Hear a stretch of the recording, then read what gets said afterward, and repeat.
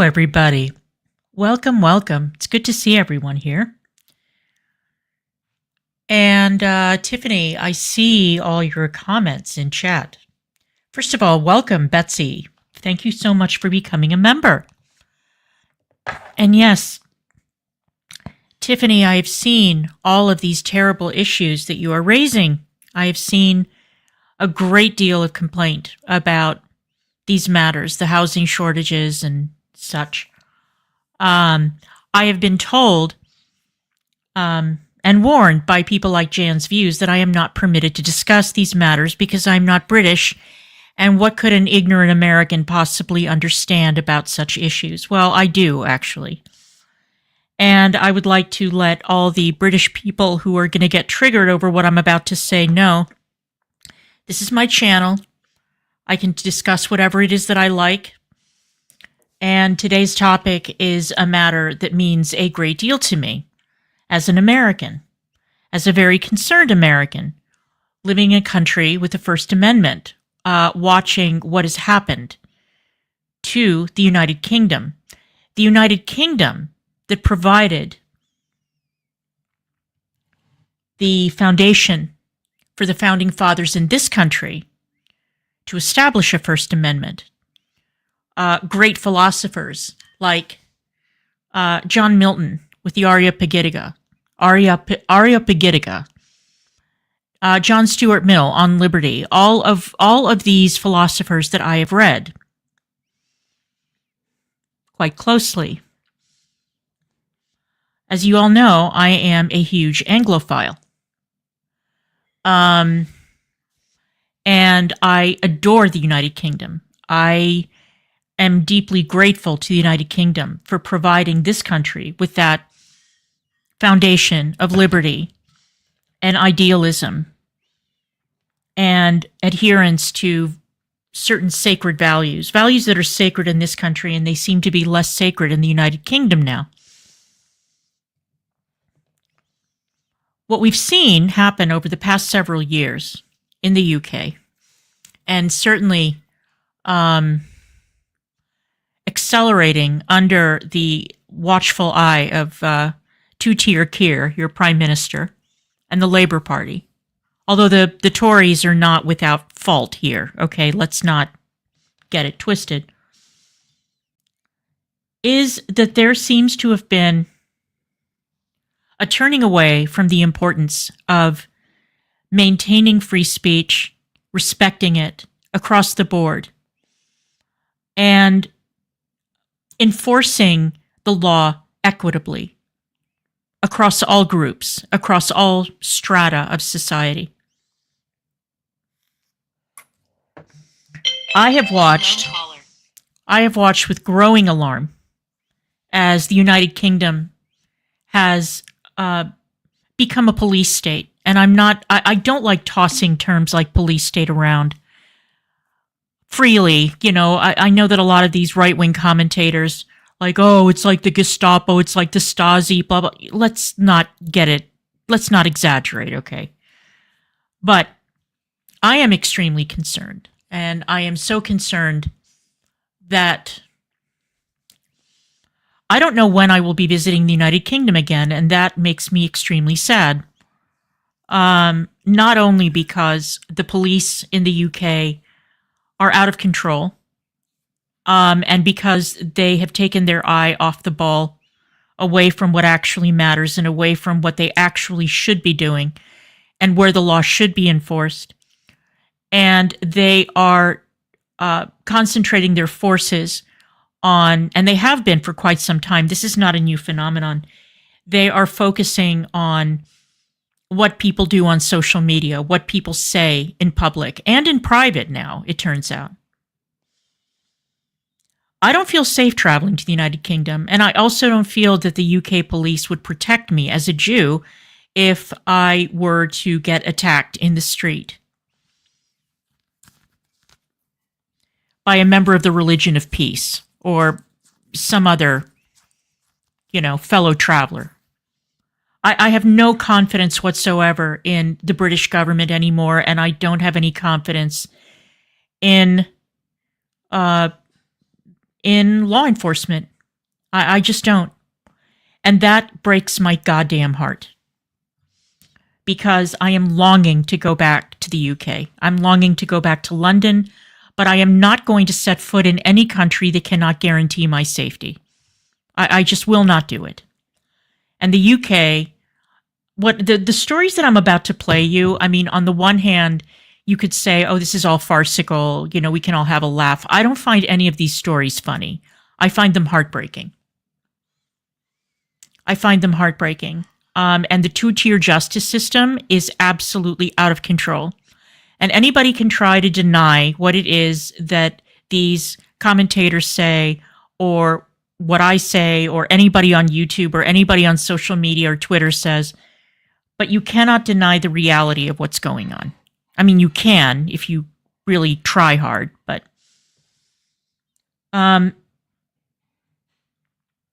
watching the country that gave us, like I said, John Milton, John Stuart Mill, and, of course, the master himself, George Orwell, decline to this level is alarming. Alarming.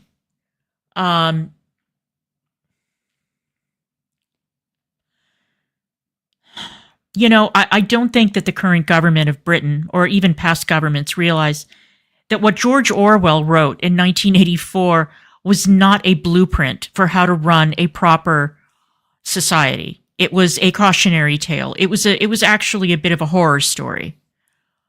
But what we're seeing with the surveillance, what we're seeing with the erosion of free speech, what we're seeing with the abuses of the police, are so frightening to me that I really wonder, hello, Marchioness, it is good to see you. Marine Le Pen, no, not today. Not today, but I will.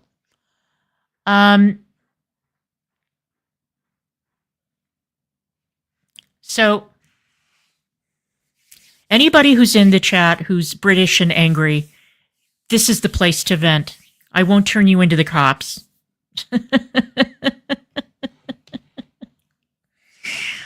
I completely understand your frustration, your rage, and your anger. And understand that my only question to those of you in chat who are British, how is it that there hasn't been a massive uprising in your society? I genuinely don't understand it. And I know that others will, you know, these fans of Labour and Keir Starmer and so on are going to say to me, oh, well, yeah, but you guys elected Trump. Yeah, and? Yeah. Yeah, we did. I didn't. I didn't vote for the fucker.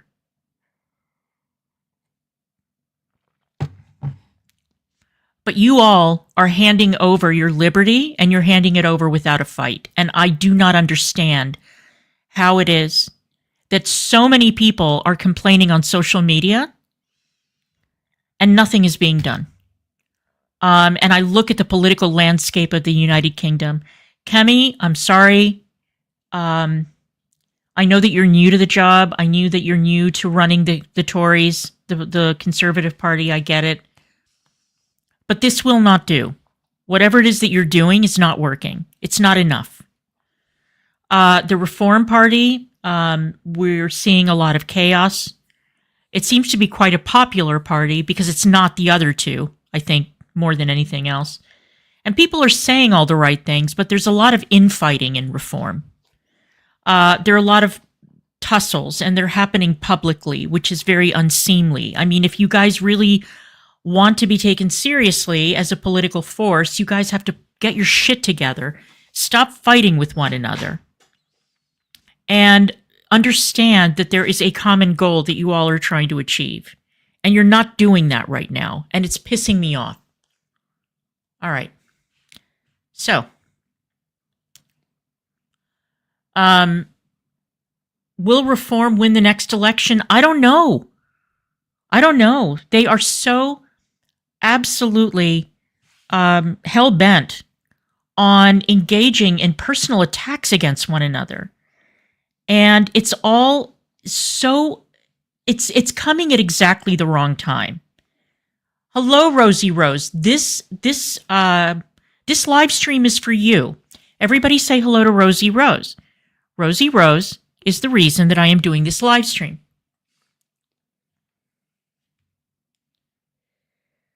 Well, let's see. Yeah, Ireland is imploding. Ireland is a disaster.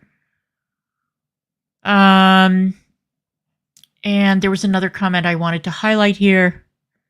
Hang on. Yeah, suicidal empathy is a real problem. And you Brits need to stop being so fucking polite. I mean, you need to do something. You need to do something. I don't know what that something is. It's not my country. And I don't know what the stakes are. I mean, we can see fucking old Bill pull up to your door. You see and say anything in public or in private. So let's get started with these videos. Now, one story that jumped out at me a couple of months ago. Yeah, I think that that's correct. Douglas Murray is incredible. Douglas Murray is another one who likes to encourage people to read the Areopagitica and John Stuart Mill and the other philosophers, you know, just as Christopher Hitchens did, just as Christopher Hitchens' friends did. Martin Amis and the rest of them, they're all gone now. So some of us have to carry on this tradition. All right.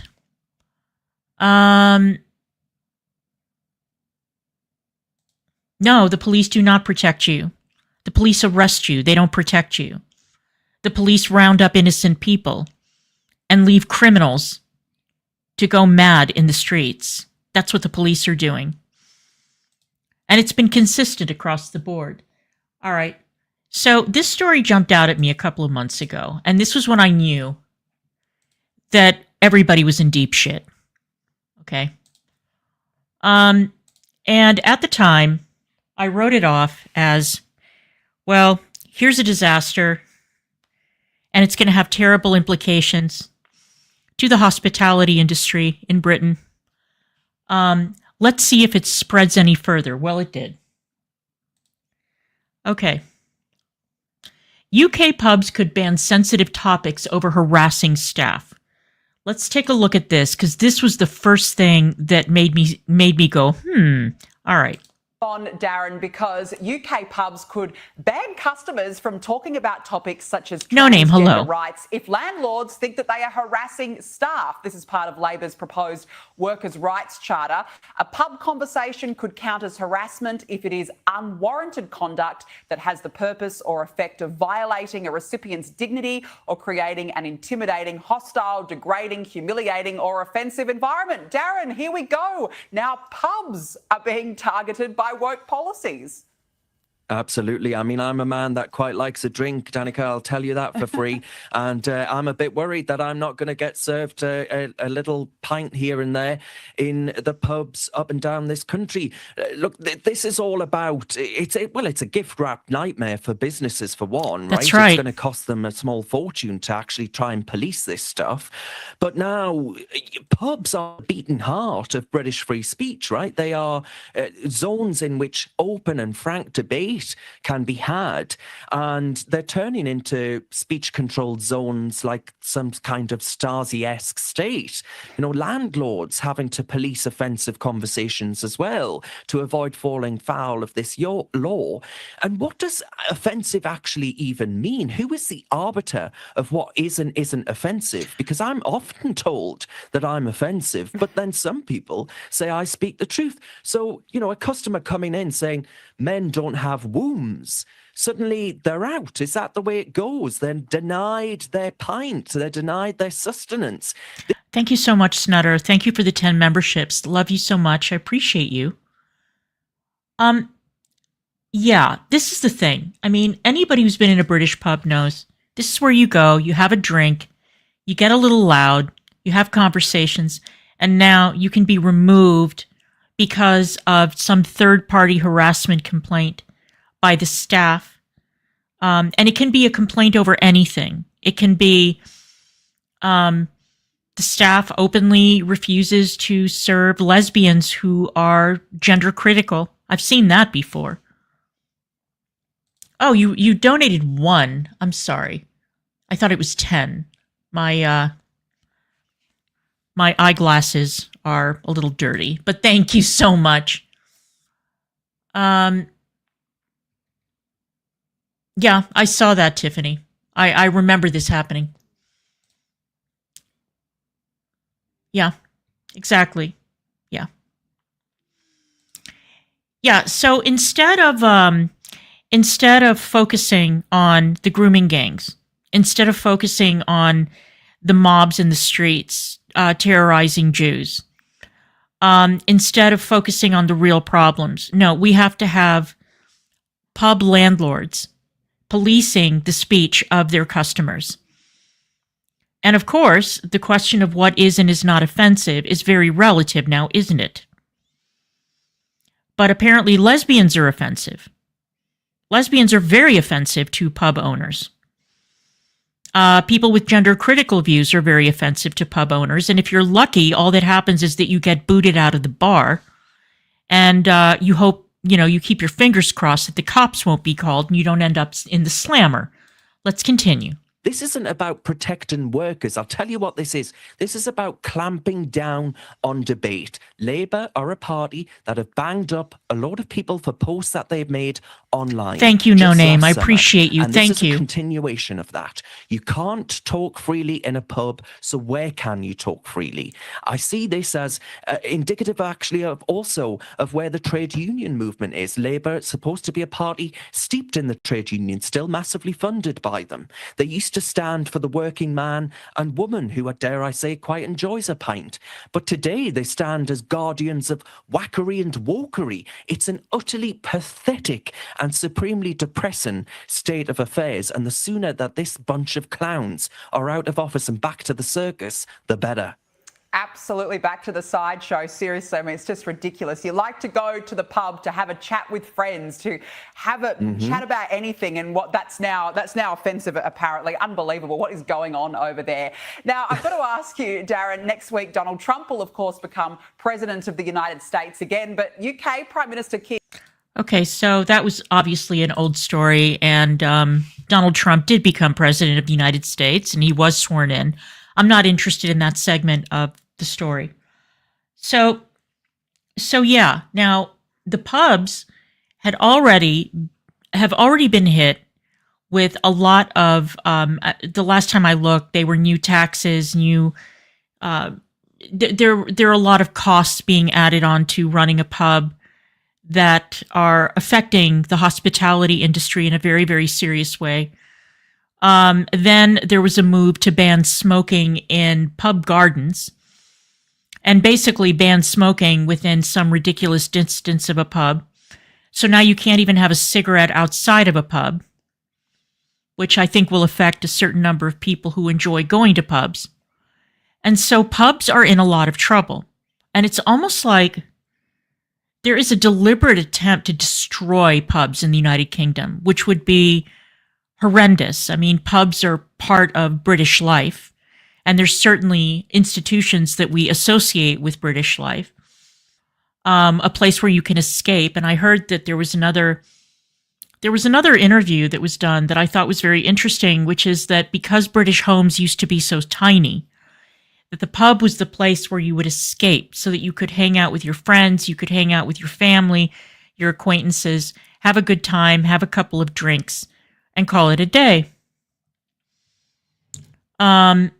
Now, the British government is actively trying to destroy the pub industry, and I'm not quite sure why that is, but it's a tragedy. On to the next story. You guys are going to, yeah, of course they're still going strong. Of course they are. Why wouldn't they be? Nobody's put a stop to it.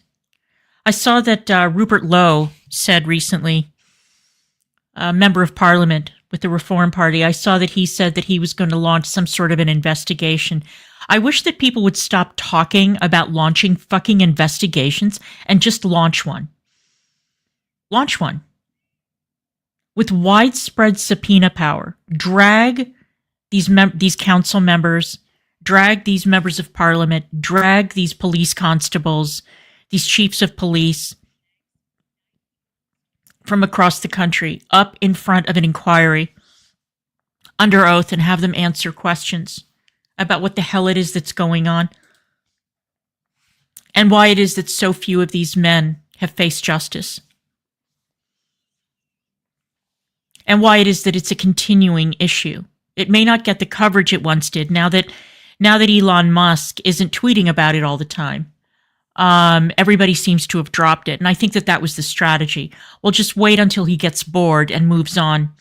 And then we can all forget it ever happened. I mean, I saw that Kemi was on, Kemi Badenoch was on some talk show talking about what to do moving forward. I'm sick of hearing these fucking politicians talk. It's been decades. You all have had more than enough time to get your shit together and launch an investigation. And now it's time to move forward. Enough is enough. Enough is fucking enough. All right. Oh.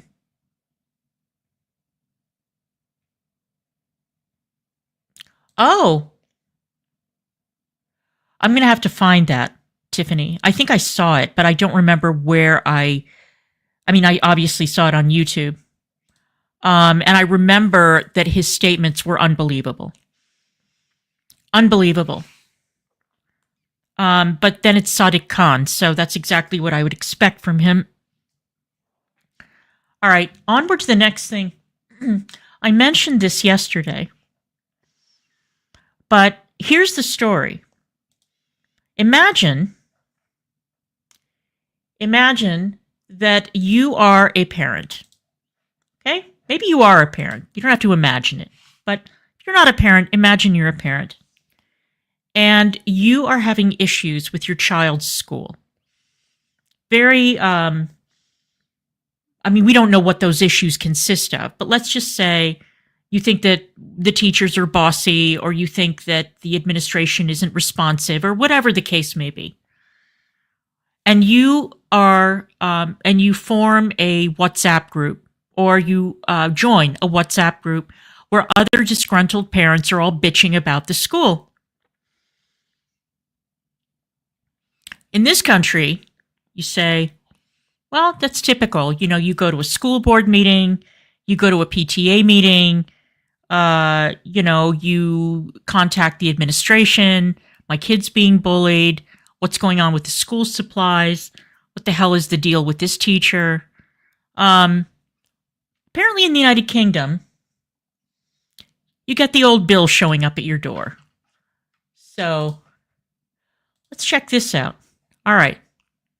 Let's talk to Rob Hosking, though, former frontline police officer, because one of the big stories that we've been covering, of course, in the last few days here is the case of Maxie Allen and Rosalind Levine, held by the police for 8 hours after being arrested because of a number of complaints that they'd made about their daughter's school on WhatsApp groups and also by email. Hertfordshire's chief constable came... I misspoke yesterday when I said they were detained for 12 hours. They were detained for 8. If they were detained for 8 minutes, it was too much. 8 hours, unacceptable. All for being part of a WhatsApp group. Let's go. Out yesterday and actually defended the force arresting the two parents, saying, with the benefit of hindsight, we could have achieved the same ends perhaps in a different way. But he didn't say they shouldn't have been arrested. He said maybe we should have just sent, more plainclothes police instead of sending 6 uniformed officers. People were quite incredulous at that. Let's see what Rob thinks. Rob, very good morning to you. Now, I want to make it abundantly clear that there is no indication whatsoever that these parents, this mother and dad of a little girl, were threatening the school, that they were promoting violence, that they were threatening any school personnel. They were just having a talk about objections that they had to the way that the school was being run, or, that they had a problem with a certain teacher, whatever. They were complaining privately in a WhatsApp group. They weren't even standing in front of the school with a bullhorn screaming into it and disrupting the school day. There was no indication that these people were violent or dangerous in any way. All right, so let's continue. Morning, thanks for having me. Yeah, I mean, we weren't expecting Andy Prophet to double down on this, really. We were sort of expecting him to say, you know, we made a bit of a blunder here. We probably went a bit far. Instead of which he went, no. We could have done it a bit differently, but we still should have arrested them. I know, to be honest with you, when I read it, I couldn't believe what he was saying, to be honest, because, you know, when we look at what they've done, come on, you know, when we look at arresting people, is it in public interest or look at those police officers? Yeah. You cannot tell me those two things are met by arresting them and holding them in a cell for 8 hours. Right. And for him, you know, the mistake was made initially. Then for him to come out and double down on it, I think it's really poor. It's but then bizarre, isn't it? one minute he says he defends it, and then the next minute he says, well, we could have done it differently. You know, so are you defending them? Or are you not defending them? Yes, you still think they should have been arrested, but if you still think they should have been arrested the way they were, then I think you need to think again. I think, yeah, he needs to sort of re-examine what it is that the police are doing in Hertfordshire, because one of the reasons he said that they had to have so many police officers was because they wanted to seize electronic devices, right? And apparently you can't do that unless you're arresting people. But I mean, at the end of the day, why do you need to seize electronic devices if you've already seen whatever the complaint was about the emails that were sent and the WhatsApp group notes that were there? You know, why do you need to seize the electronic devices anyway? Obviously, for an evidential point of view, seizing those devices would give them the best evidence. Even though they've already got the evidence from somebody else, seizing the device will give them that evidence. But I completely agree, there's other ways to do it. You don't need to arrest people and put them in custody to seize their devices. Right. And this, you know, all this could have easily been done with a voluntary interview. And I know they say, well, we didn't think that they were going to cooperate with that. Well, ask them first. Right. You know, give them that opportunity. And when we think about arresting people, you know, this is in the heat of the moment. These, you know, arrests should be happening in the heat of the moment when things are ongoing. You cannot tell me that the best possible solution for this kind of thing is to arrest two individuals in the way they've done it and then to hold them in a cell for 8 hours when, you know, you're taking people's liberties away for something so. I'm not saying what they've done is good, but my point is there's a lot worse out there that's happening that we should be focusing on and putting resources on. Well, that's obviously the criticism that's going to come in, isn't it? Because clearly there are plenty of police forces, whether Hertfordshire's one of them, who are not particularly good at performing when it comes to making, you know, cases against burglars, against rapists, against, you know, serial offenders. You know, we've got a lot of respect for the police in many ways in this country, but the way they seem to be being run locally, particularly, is they've got their priorities all wrong. Yeah, I completely agree. I think common sense has went out the window. Yeah. If I'm honest with you, I think when you look at some of the decisions they make, someone with common sense should be saying, hold on a second, why do we need to do this? Yes, it may be lawful, but just because it's lawful doesn't mean that you have to do it. I'm getting to that, Betsy. For nobody to come out and say, you know, maybe there's another course of action to do here. Yeah. I just think it's alarming. And I think it shows the state of the police forces probably across the UK, where common sense is probably something that doesn't really exist anymore. Exactly. And I mean, the sinister side of it, I suppose, if you want to go down that road, is Kemi Badenoch's come out and said that she's a bit worried about free speech in this country because no matter what, no matter even how rude it was, and we've interviewed the guy involved in this, Maxi Allen, because he works at Times Radio here in the same building as us. We interviewed him the other day, and he said, "Look, we went all the way back through all the messages. We tried to find, you know, the worst thing that we said, and none of it was particularly rude. I mean, the worst thing they said was that I think one of the teachers was a control freak." Or something like that. You know, it's hardly, you know, actionable and criminal to... Okay, so they said that the worst thing that was said was that one of the teachers was a control freak. And what happens? The fucking police show up at their door. 6 of them. 6 of them. 6 police officers who could have been dispatched to investigate these grooming gangs. 6 police officers who could have been used elsewhere. I am sure that their services were urgently required elsewhere, but they wasted 6 police officers arresting a mom and a dad who were bitching about a school in a WhatsApp group. I swear to you, just when you think you've seen it all, but we haven't seen it all yet, you guys. We have not yet seen it all. Again, they were not causing a public disturbance. They were not being threatening. They were not making threats against the school, the personnel, or anything of that nature, at least not that we know of. But you need 6 cops to go arrest 2 people and seize their electronic devices? Why? Seize their electronic devices. Seize them. Amazing. The resources that they devoted to this, that they could have devoted to terrorism, that they could have devoted to radicalism, threats in the United Kingdom. But they didn't. They devoted it to 2 parents who were not a threat to a goddamn soul. Unbelievable. Let's continue. Say something like that.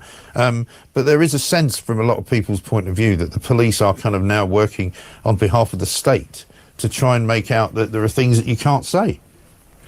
Well, I think the fact that there was no further action after a 5-week investigation, I think shows that... I mean, how did they take 5 weeks, by the way? Honestly, I was thinking that too when I read it. I was like, how does it take you 5 weeks to come up with that decision? So Okay, so let's read what Rosie has written here. For note, they were bitching because the school had failed to follow its own rules regarding recruitment of a senior staff member. The school was 100% in the wrong. Guys, could we please read what Rosie has posted here? They were bitching because the school had failed to follow its own rules regarding recruitment of a senior staff member. And that's why they had to dispatch 6 police officers to the residence of these parents. You know, it's not often that I'm speechless, but this is certainly one of those occasions. It certainly is. Let's continue. It just, everything's poor with what they've done here. Yeah. And then we go back to the free speech element. You know, at the end of the day, they've clearly not done something significantly wrong enough that they haven't been charged and convicted of it. So it screams like something's going on in the background with free speech, where you think, where's the line? Where's the line between abuse? Where's the line between free speech? Yeah. And this is getting blurred and more blurred as the Labour government are in power. Yeah. We need something to come out. Like, well, what is free speech then? What are we allowed to do and what are we not allowed to do? And at the end of the day, this is also on a private WhatsApp message group. So makes it even worse. Oh, just wait, Raven. Just hang on to your hat. Everything about it, I just think it's not good. It's not good in sight. And I've got, as we speak, a piece of breaking news about the police. Funnily enough, Rob, let me run it past you. The Metropolitan Police will have to lose 1,700 officers, PCSOs, and staff, and cut a number of services as it faces a £260 million hole in its budget for the coming year, according to the Force today. The Royal Parks Police team will go, as will officers placed in schools. And at the end of last year, the Met Commissioner, Sir Mark Rowley, warned of eye-watering cuts, which could see the loss of 2,300 officers. So they're going to lose around about 2,000 officers by the looks of it. That's not going to help, is it? No, not in the slightest. At the end of the day, I think the police forces across the UK are suffering in 2 parts. A, lack of numbers, and B, lack of common sense. So cutting more numbers isn't going to be helping things. And the public don't feel safe anymore. I've spoken to so many people about this. Yeah. And they do not see the police officers on the street they used to do and they used to see. And when we don't see that, we're not feeling safe. When we see police officers not using common sense, then of course you're not going to feel safe too. It's a scary situation we're living in, and with more cuts being announced too, you know, they're not doing an incredible job at the minute. Never mind when you're going to cut that too. So what's it going to look like going forward? I know. I fear about that. I do too. Rob, good to talk to you. Rob Hosking there, former frontline police officer, sharing my incredulity that the boss of Hertfordshire Police actually thought they did the right thing. He said maybe we could have done it slightly differently, but not arrested them. He said, oh yeah, we should still have arrested them. Incredible. We should still have arrested them even though there were no charges. Even though they hadn't broken the law, they were complaining privately in a WhatsApp group with other parents. Okay, Raven, are you ready? You said, wow, I can't even. Wait until you hear this shit. This Oh, man. Speaking of fucked up situations in schools, right? This is really going to knock your socks off. And again, I'm only laughing to keep from crying. This is not... I don't know. Arrested for what? Cece, you arrested for what? I don't know. I don't know. They had to let them go. There were no charges. But why they made that decision to arrest them is absolutely shocking. Shocking. And I'm sorry, but on the topic of police cuts, if you can spare 6 officers for this horseshit, then either you are overstaffed or you are dispatching officers incorrectly. But this was the craziest story to come out recently. It's even, I didn't think anything could top the story about the parents getting arrested. I didn't. Until I saw this. And I swear to you, this is not Monty Python. This is not a spoof. This is not the great British comedies of yore. All right. This actually happened in the United fucking Kingdom. The birthplace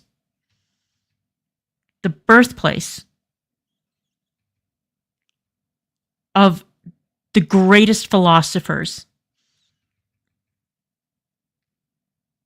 in history.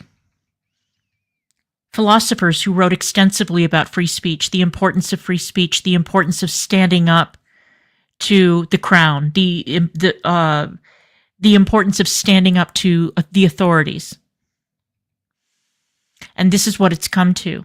And this is why United Kingdom.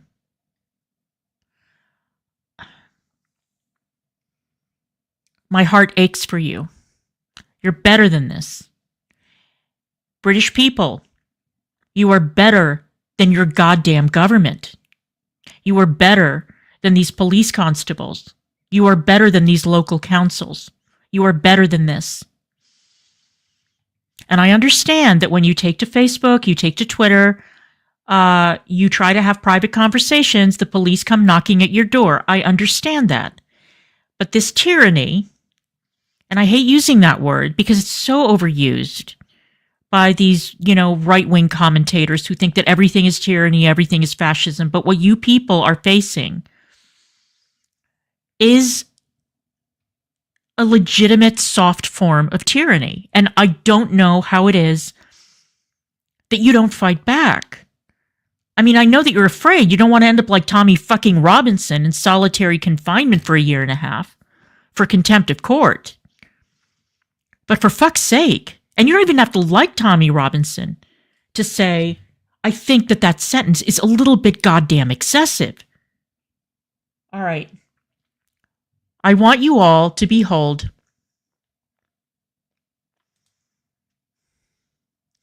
toddler accused of transphobia kicked out of nursery.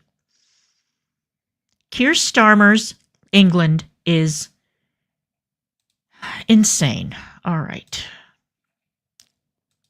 Here we go.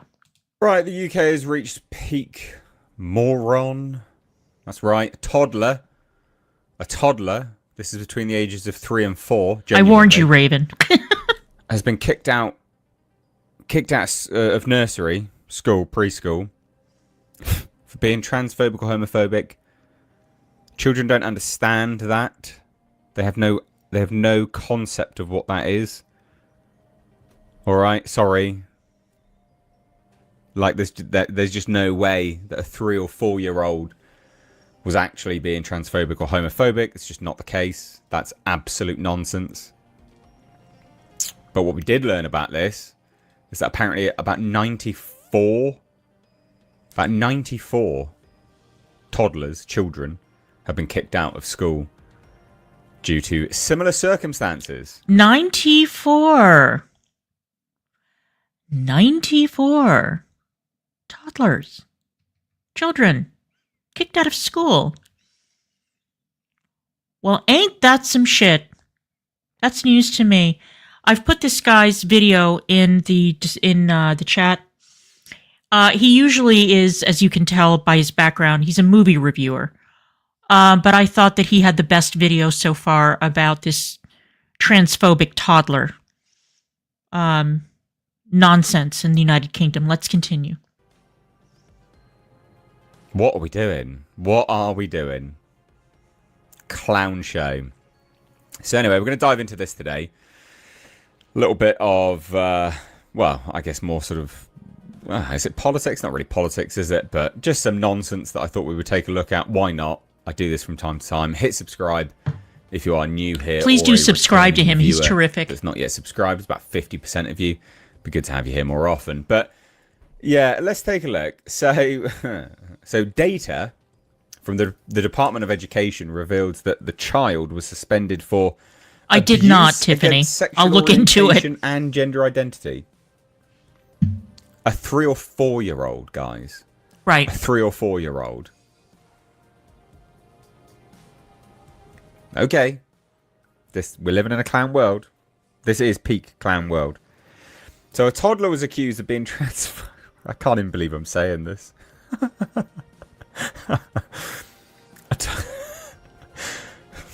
Let me compose myself. A toddler was accused of being transphobic or homophobic, was suspended from nursery.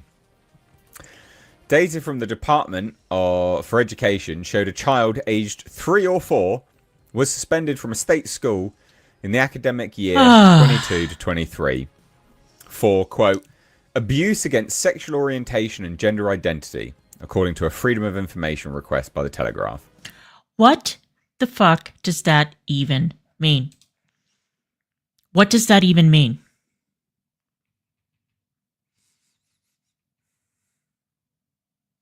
What does that even mean? I'm going to keep repeating this because I'm trying to get it through my head that this is a thing that has actually happened in the real world.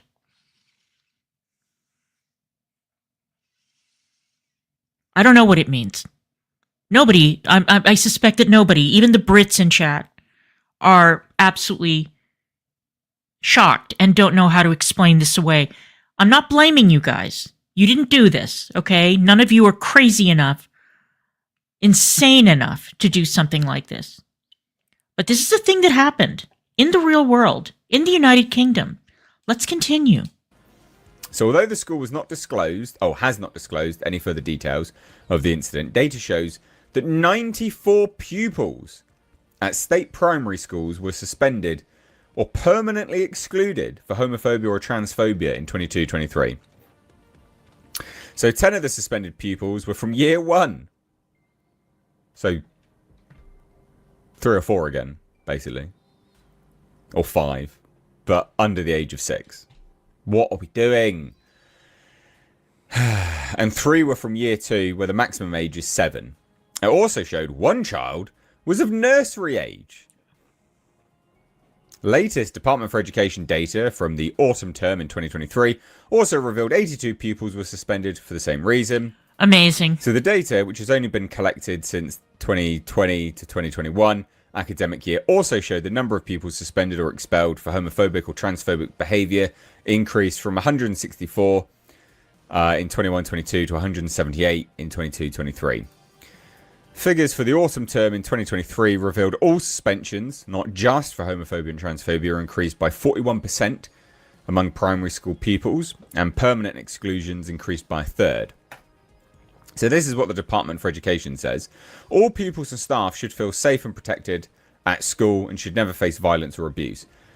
Any adult taking seriously what a 3 or 4 year old is saying to them should be fired.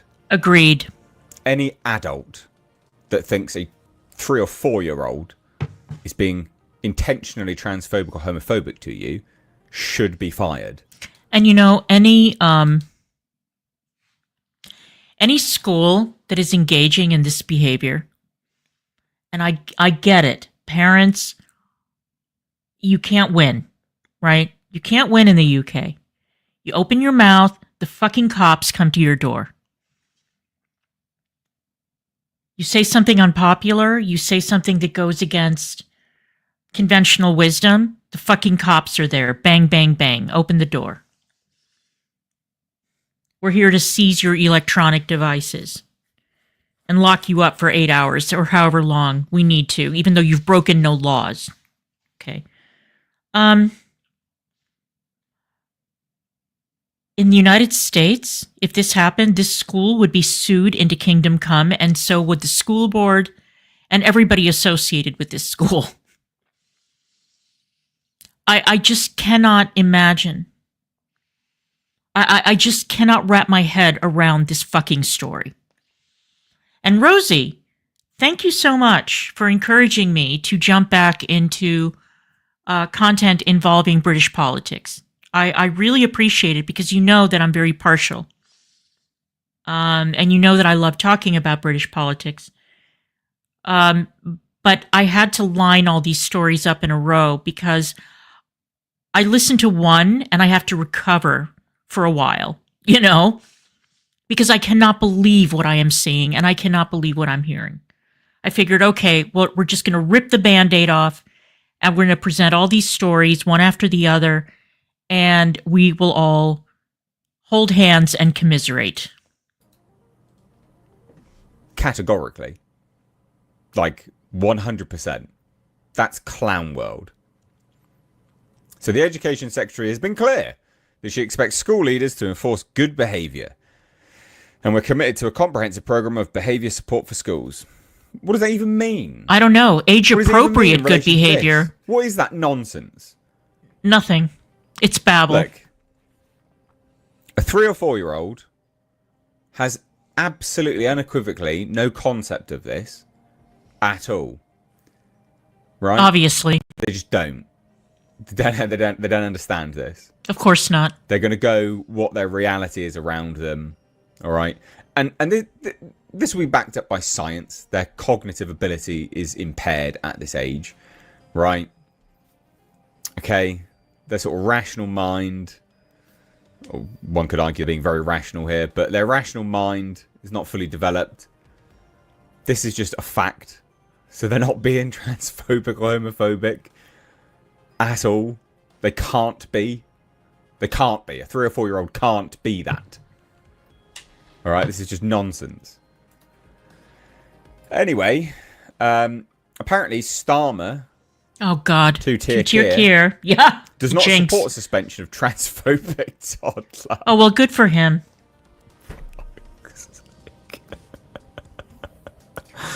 Why is this a headline? What are we doing? We're a joke. You are a joke. Starmer doesn't support a transphobic toddler being kicked out of school. Mental.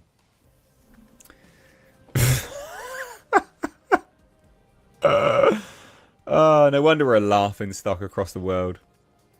Sir Keir Starmer, two-tier Keir, does not support a toddler being suspended from nursery after being accused of transphobia, Downing Street has said. Data from the Department for Education shows that the child, aged either 3 or 4, was suspended from a state school. So the reason stated, obviously we've been over this already.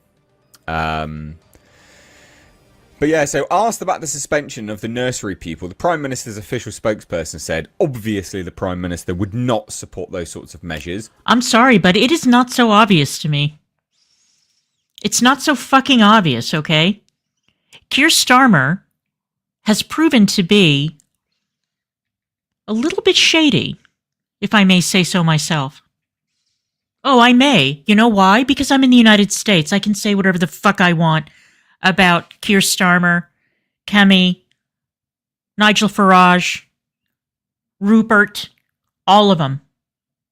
I can speak freely on these matters and not worry about the motherfucking police coming to my door and putting me in handcuffs, hauling me away.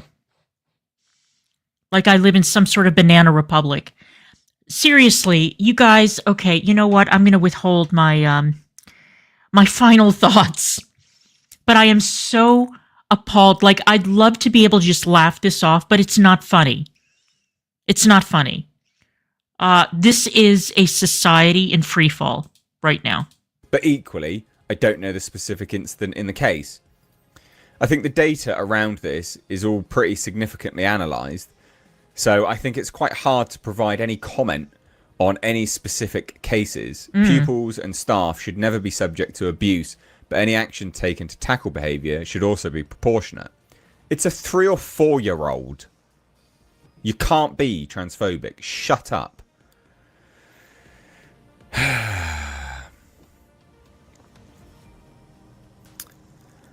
So Helen Joyce, the director of advocacy at Sex Matters, a campaign group, said it was unforgivable that the nursery had imposed such harsh punishment. Every once in a while, the extremes of gender ideology throw up a story that seems too crazy to believe. A toddler being suspended from nursery for so-called transphobia or homophobia is one such example. Worse still, this is not an isolated case, apparently. 13, 4 and 5 year olds were suspended or permanently excluded from schools for the same reason. Look at that. Teachers and school leaders involved in this insanity should be ashamed of themselves for projecting adult concepts and beliefs onto such young children. It's unforgivable for children's vital early education to be so traumatically disrupted by school leaders who prioritise activist demands over their charges' well-being. No, Helen, listen. Helen Joyce, I have tremendous respect for you. And I know that you have to be very careful in the way you word things. I get it. Teachers and school leaders involved in this insanity should be ashamed of themselves. No, they need to be ridden out of town on a rail. They need to be fired. They need to be sued. They need to be stripped of whatever licenses they have for being able to teach or interact with kids. And they need to be basically put on Devil's Island, the equivalent of Devil's Island for former education professionals. This is beyond the fucking pale. You people have gone crazy. You're all nuts. I mean, God damn it, we have a lot of problems with our educational system in this country. A lot of problems. We've got teachers who don't want to teach anymore because the kids are so badly behaved. They have because they have no limits at home. They come into the school. They don't want to do their work. They can't follow instructions. They're rude. They hit the teachers. I mean, it's horrible, okay? I'm not saying that our system is any better, but God damn it. Expelling little kids for being homophobic or transphobic when they don't even know what the hell that means? This is unbelievable. Absolutely shocking. Yeah, I mean, this is just obvious. This is just pathetic and just ridiculous. And well worthy of a video, I thought. We live in a clown world. The UK is a clown world. What do you think? Let me know down below. Take care. Bye-bye now. What I think is that it's heartbreaking. I think it's heartbreaking that this is happening. I think it's heartbreaking that your politicians cannot get their acts together and open an investigation into a decades-long scandal that victimized thousands of girls. Thousands of girls. That you don't have the guts to be able to face any and all issues pertaining to that grooming gang scandal. Though the heavens may fall, it doesn't matter who gets exposed. Your press secretary, your campaign manager, your local constable, some guy working in your office, somebody who's donated a ton of money to your campaigns. Shameful.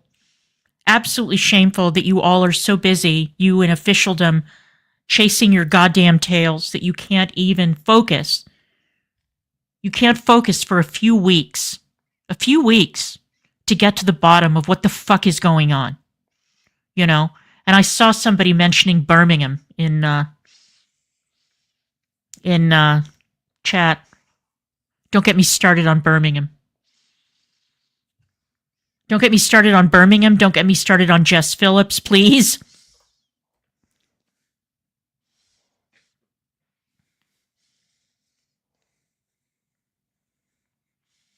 These members of parliament who claim to be such great advocates for women. Jess Phillips is scared to death. Won her last campaign by what, like 5-6 points? Knows which side of the bread is buttered on. And everybody's too cowardly to move forward. They want to change the subject. Whataboutery here, there, and everywhere. No. And while everybody's engaging in this, pointing and trying to blame everybody else for these problems, you end up with this bullshit like little kids getting kicked out of school for being transphobic and homophobic. You must be joking. As you watch free speech erode in the country, the islands that gifted us the First Amendment, that gifted us free speech, that inspired our founding fathers to include a First Amendment in our Constitution. Thank God. Thank God. Well, all right. Why, yes, there is permanent record. There is. I'm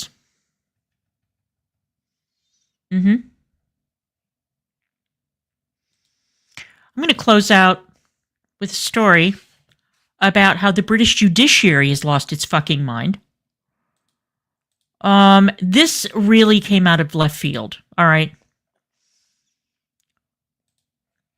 Now, some very bad people have been locked up in the United Kingdom for quite some time. And their sentences are coming to an end, which means that these bad people are going to be released onto the streets. Now, last year, after the Axel Rudikabana attack on that Taylor Swift dance class in Southport,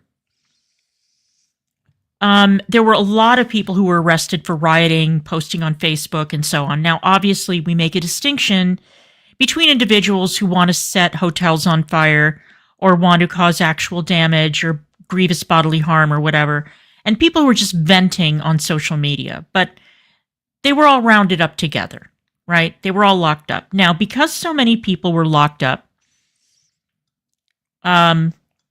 due to their angry posts on social media, the British government had to release a lot of very dangerous individuals from custody, actual dangerous individuals, including sex offenders. I don't know what it is with the British judicial system where they think that sex offenders are so easily let go into the public.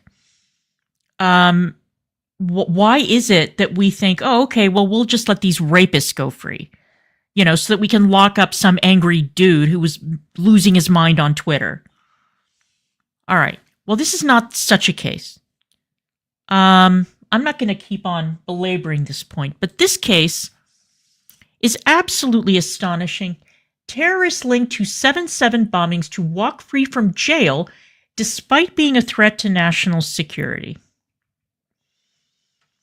7/7 bombings took place 20 years ago, and they were a series of explosions on the British underground. That is a very brief synopsis of what happened, and it was a terrible, terrible day. Let's continue. A terrorist who was linked to the 7/7 bombings is set to be released from detention despite being deemed as a risk to national security. According to a High Court judge, 50-year-old Haroon Aswat is expected to return to his family home in Yorkshire in the relatively near future. Aswat was a disciple of hate preacher Abu Hamza and was jailed in the US in 2015 after admitting he tried to establish a terrorist training camp in Oregon. Okay, so Abu Hamza, the hook-handed cleric, is locked up in Florence at the Supermax facility in Florence, Colorado. If you ever want to look into it, it's very interesting. That's where Timothy McVeigh was locked up. Hamza Yusuf is there. The Unabomber is there. Eric Rudolph is there.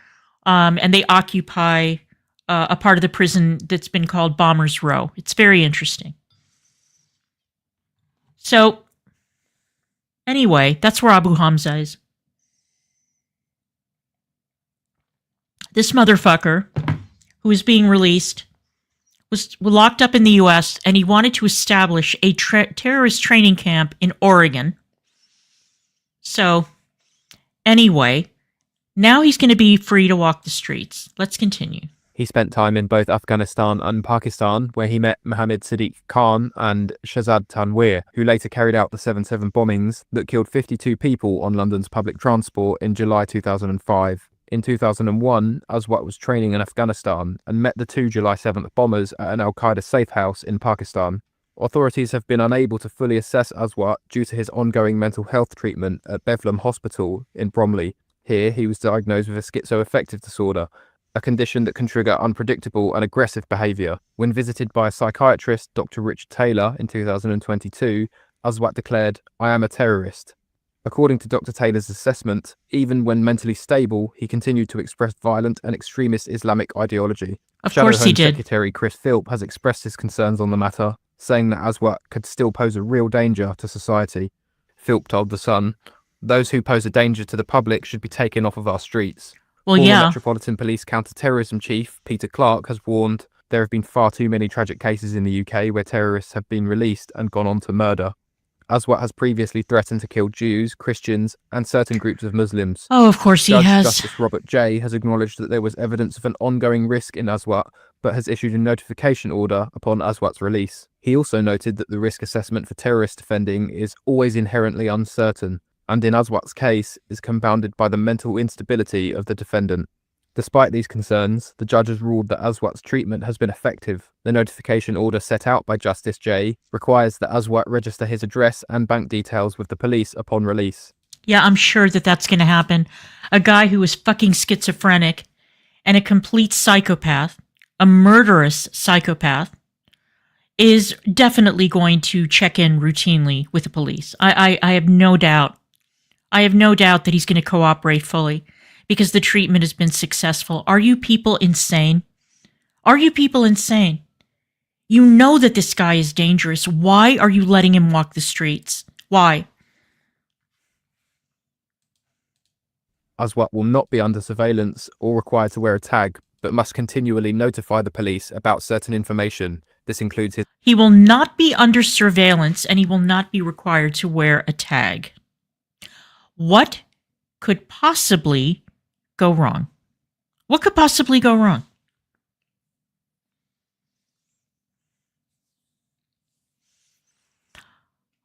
To use a Britishism, I am gobsmacked. his address, foreign travel plans, and his vehicle registration. Detective Inspector Karen Bradley, a senior police officer involved in his case, concluded that Aswat remains a risk to national security. Of course he Dr. does. Richard Taylor did not complete a full terrorist risk assessment on Aswat, but has identified 15 of the 22 relevant factors in the government's extreme risk guidance. He concluded that in Aswat there remains a risk of Islamic violent extremism motivated by targeted terrorist offending behaviour. Oh, you On think? top of this, Dr. Taylor outlined a concern about Aswat's potential to influence vulnerable individuals, stating that when he is in an abnormal mental state, his religious extremist rhetoric is amplified by mental illness. Aswat served most of his sentence in America before returning to the UK in December 2022. The Henry Jackson Society's Dr. Alan Mendoza has recently appeared on GB News to speak out on Aswat's release, claiming that the idea he'd be updating the police on his location was for the birds. Alan, thanks for joining us. This does seem the most extraordinary story. The guy seems to be having a lesser punishment or a greater risk to the country, quite frankly, because of his claimed mental health issues.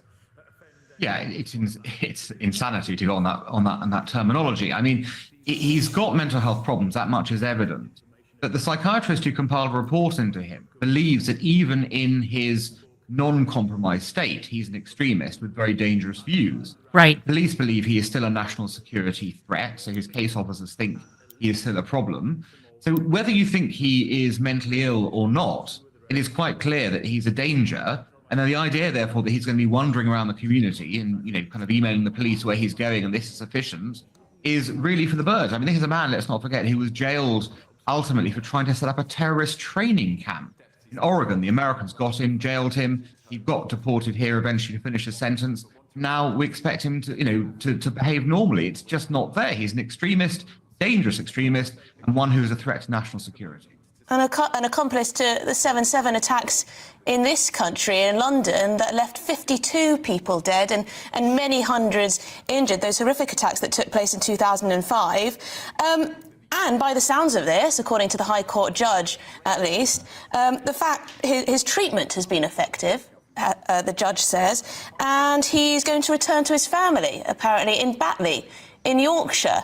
Now, I imagine if you happen to be living next to this man, you wouldn't be very happy, would you, Alan? Living next to this man. Living next to this man. Living in the same country as this man. Pretty much everybody agrees that this man is a huge security risk. Crazy or not. That even when he is lucid, even when he's not in the grips of his schizophrenia, that he's a dangerous Islamic radical terrorist.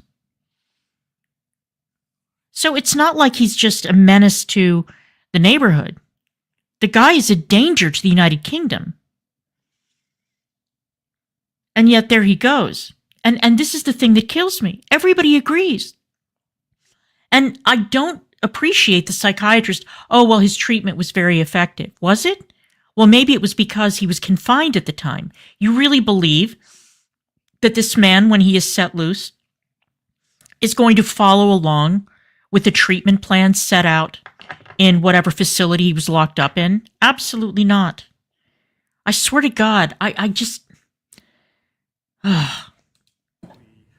No, particularly as he has given in the past, part of the things he went down for. He had made threats to Christians, Jews, and even fellow Muslims, people who weren't, in his view, as pure as they should be, basically. So no, if I was somebody living in that community, I'd be deeply concerned about the prospect of someone like this returning. Someone who, although it is said that his mental health has improved, as we've just stated, the prison report suggests that even when he's not in a mentally ill state, he is still a dangerous extremist. So I'd be worried about him from both counts, and I would certainly be concerned that he might start radicalizing people again.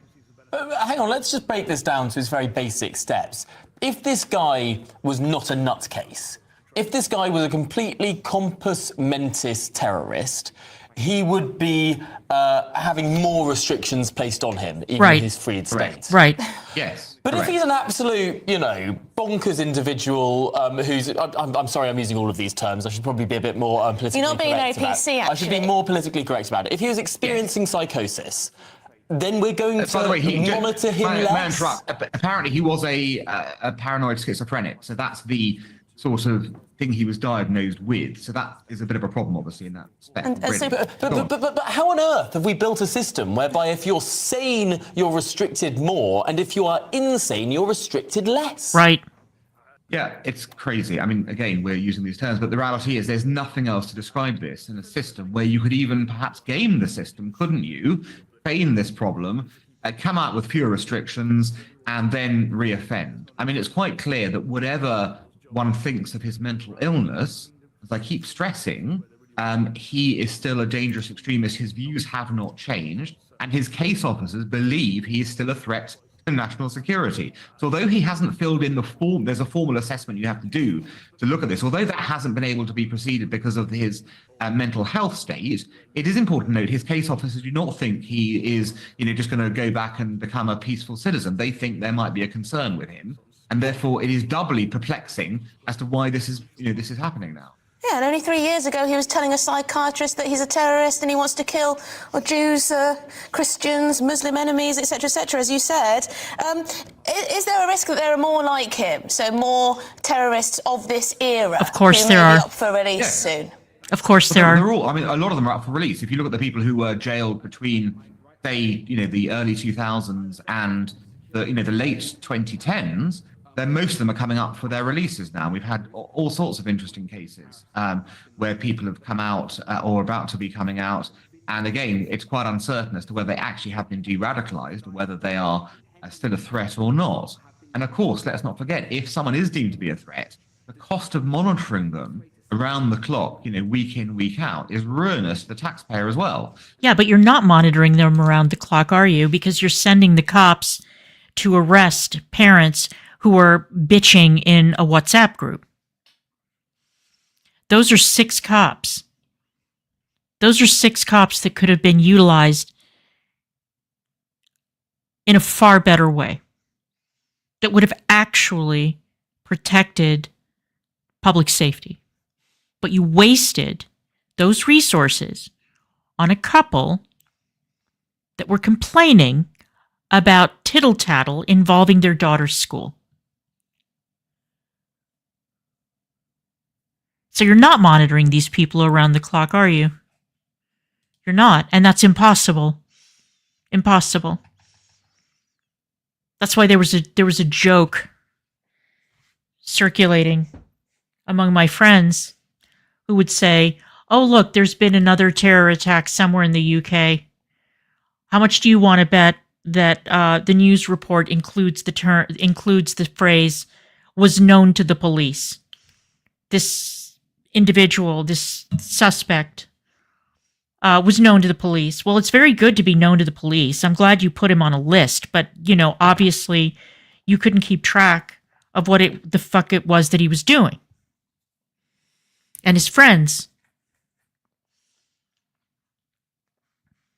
But that's why the thing with the parents and the 6 cops really chapped my ass. Because there are legitimate security issues in the UK. Legitimate. There are legitimately dangerous people in the United Kingdom walking the streets. And those parents were not among the dangerous people in the United Kingdom who needed to be rounded up, locked up, have their devices confiscated. That is absurd. We still don't know why the hell the police were dispatched. We still don't know why the hell the commissioner, the chief, whatever, the head copper there was saying, well, yeah, I mean, they should have been arrested. On what grounds? On what grounds? If you tell me that those parents were threatening staff members, if you tell me they were threatening to blow up a building or do something terrible to the school or run over the staff in the parking lot, or if they were genuinely, legitimately being dangerous, I will say, all right, then, you've got a point. Yeah, they needed to be looked into. They needed to be locked up. But there is no indication that these people were dangerous in any way or threatening anyone. And you've got this motherfucker now, not Alan Mendoza, but this terrorist. And we all agree that whether he's crazy or sane, the guy is dangerous as hell. And yet, off he goes. Absolutely amazing. So we have that problem to contend with as well, the cost of monitoring potentially dangerous people coming out of prison. And the whole thing adds up to a perfect storm, to be frank. Yeah, and apparently this one won't be under surveillance. He won't wear a tag, and he'll be able to travel abroad even if he tells the police in advance. Oh, joy. So straight back off to, terrorist hotspots perhaps. Dr. Alan Mendoza, thank you very much indeed, Executive Director at the Henry Jackson Society. Okay, so the guy does not have to wear an ankle bracelet, a tag of any kind, right? He's expected to report into the police with his location, his address, and all that. Whether he will do so or not remains to be seen. He's free to travel abroad. Isn't that something? Free to travel abroad, where he sure as fuck is not coming here. That I can promise you. Free to travel abroad. Okay, what could possibly go wrong? I can't imagine. So what, he's going to go hopping back over to Pakistan, Afghanistan, do the rounds. What is he going to do? Honestly, there are times when I watch the British news, which I'm a huge fan of. I love watching the British news. That I really do feel like I'm being gaslighted. I feel like I've gone completely insane. I feel like I've lost my goddamn mind. And I cannot imagine what it must be like to live in Britain as a British citizen and realize that these crazy stories are applied to my country. That this shit is happening in the country in which I reside. I cannot imagine it. I can't imagine.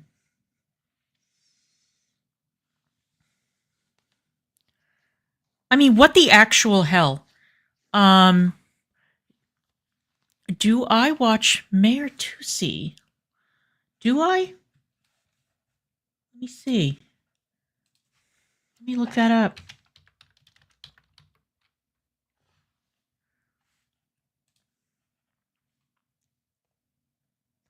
I do. I do. You know what? That was one channel, Mayor Tusi's channel. Was a channel that I had been subscribed to, and then I don't know what happened. I switched accounts, and then I wasn't subscribed, but I resubscribed recently. Now,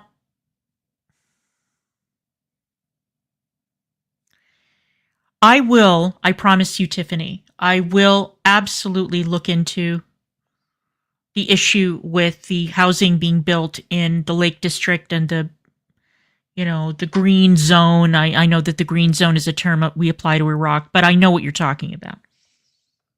The green belt, sorry.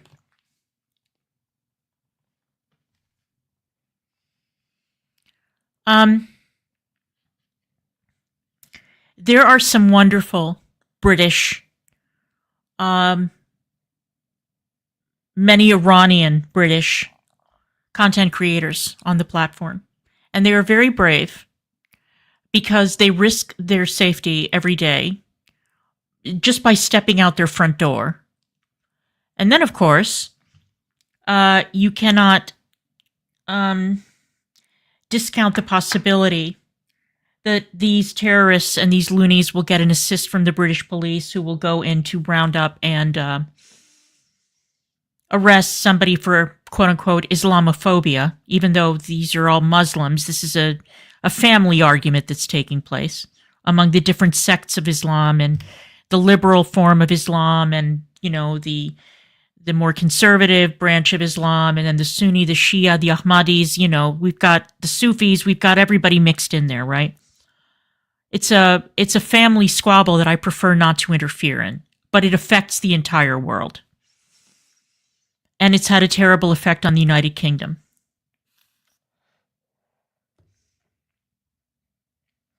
And so anybody who speaks out about it is at risk for arrest, to be killed. It's a terrifying situation. And it doesn't look like the British establishment is in any mood to grab this bull by the horns. Labour doesn't want to alienate a voting bloc. Both parties realize that they're up in it to their eyeballs. This, with regards to the grooming situation, that there are donors on both sides who have participated in it, who have turned a blind eye to it, police officers who have participated in it, turned a blind eye to it, council members. I mean, the parties are... Labour is more exposed on this matter than the Conservatives, by far. And nobody wants to grab the nettle. I find this so appalling. And I find that the self-control of the British people is astonishing. Absolutely astonishing. There are cities in the UK where this has been going on for decades. Everybody knows who the perpetrators are. Everybody knows who the bad guys are. And nobody knows where to go to air their grievances because nobody is fucking listening. Or they'll listen to you piecemeal, maybe do a press conference with you, and then they'll do nothing. It is absolutely crushing. It is crushing. I look at people like Sammy Woodhouse. These women who were once girls who were victimized by these gangs. And they're grown women now with children of their own. A number of them have children by the men who essayed them. And they still haven't gotten fucking justice. The men that were convicted have still not been deported. There is absolutely no care, no concern, no nothing for these white working class. And I'm sorry, I have to bring race into it because race is definitely a part of it. The perpetrators were, for the most part, British Pakistanis, and the victims were primarily white, working class, or poor girls. There were some Sikh girls who were involved at one point, but the Sikh community stepped in and took some steps with no assistance from the government whatsoever. None. And these girls have been betrayed by administration after administration, by both sides of the political aisle. I find this so appalling. And I thought, well, maybe now that there's been renewed interest in this matter, that something will happen. Nope. Nope. We've got Kemi Badenoch. I swear to you, Kemi, I was rooting for you. I really thought that you were the one who could make things happen. Nope. Nothing so far. Got Rupert Lowe talking about, who's with Reform UK, talking about plans going forward. I don't want to fucking hear your plans going forward. I don't want to see outlines. I don't want to hear broad strokes. I don't want to see finger pointing. I want to see somebody goddamn well do something once and for all, because it's enough. And I don't give a shit who is dragged into it. I don't care if Keir Starmer is dragged into it. I don't care if Nazir Afzal is dragged into it. I hope he's not. And I know that Nazir Afzal was extremely brave and really stuck his neck out, and for that I am very grateful. I don't care who in the Crown Prosecution Service ends up getting dragged from pillar to post. I don't care which police officers. I don't care who got promoted because of this and needs to be exposed. All of them need to be exposed. All of them, for the sake of these victims. I mean, they're not getting any younger, these victims. They're not getting any younger, and they're still waiting. They are still waiting for justice, and they're not getting it. Oh, Rupert is not part of Reform anymore. Cups what is he with, UKIP? See, I haven't been following along. I knew that after he fell out with Nigel Farage, he would his days in Reform were probably numbered. But I just despair. I really despair. I'm very upset by all these developments because, as I have said, I love the United Kingdom and I love the British people. The writers, the musicians, the poets, the playwrights, the filmmakers, the actors, the actresses, I mean, all the creative types, everybody. I mean, one of my greatest heroes is Christopher Hitchens, a remarkable freethinker. And my admiration for the British people and for Britain and for what the British have given to the world, it's just you cannot put a value on it. And to see what is happening now in the UK is incredibly depressing. Incredibly depressing. And I fear that nothing is going to happen.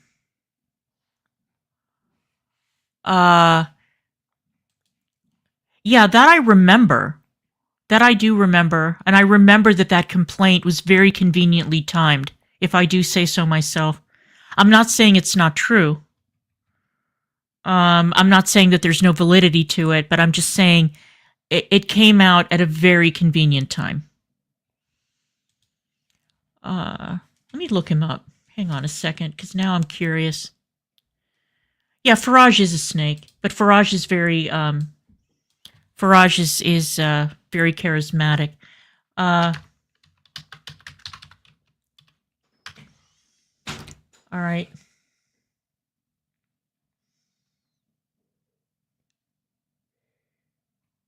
All right, I see here. Okay, so he's a politician. Oh, he sits as an independent following the suspension of the party whip in March 2025. Okay, got it. So he was with Reform, but he's now sits as an independent. Got it. Anyway, hey, Angelina.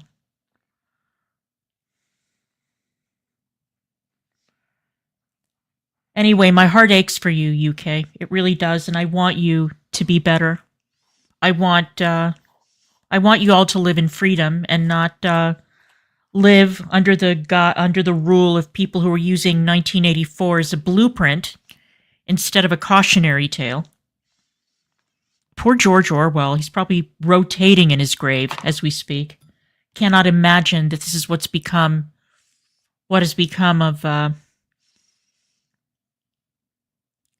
of the country that he did love, the United Kingdom, and he wrote so many warnings, all of which are now being ignored.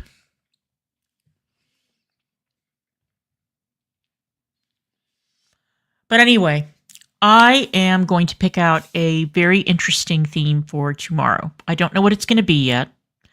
I appreciate those of you who are inquiring about my health. I am in pain. Getting around is quite slow. I cannot maneuver the stairs. So I'm having some problems in that area. And I'm feeling quite useless at home. I can't do anything. I can't really help out because my mobility is very limited. I joke around that I'm an invalid. Not really, not yet. But I'm in, like I said, I'm in a lot of pain. A lot of pain. And I hate it. I couldn't drive even if I wanted to. Even if I had a car to drive, I can't drive. My ribs are killing me. My foot, well, it's bound up very, very tightly, but it's going to be operated on next week. And slowly but surely, the scar on my forehead will heal. All the cuts and wounds on my right hand, because I cut my right hand up quite badly as well. So we'll see. We'll see. But I appreciate you all. Thank you so much for being here. I love these kinds of streams. I really do. I prefer to leave all the community drama to others who are more invested in it than I am. I'm just not. I oversee it with a certain amount of amusement, but I prefer talking about topics that are more serious, even if I get fewer views. It's okay. I'll live. Okay. But anyway, I want to thank you all so much. I appreciate it. And I will see you guys the next time. Thank you so much.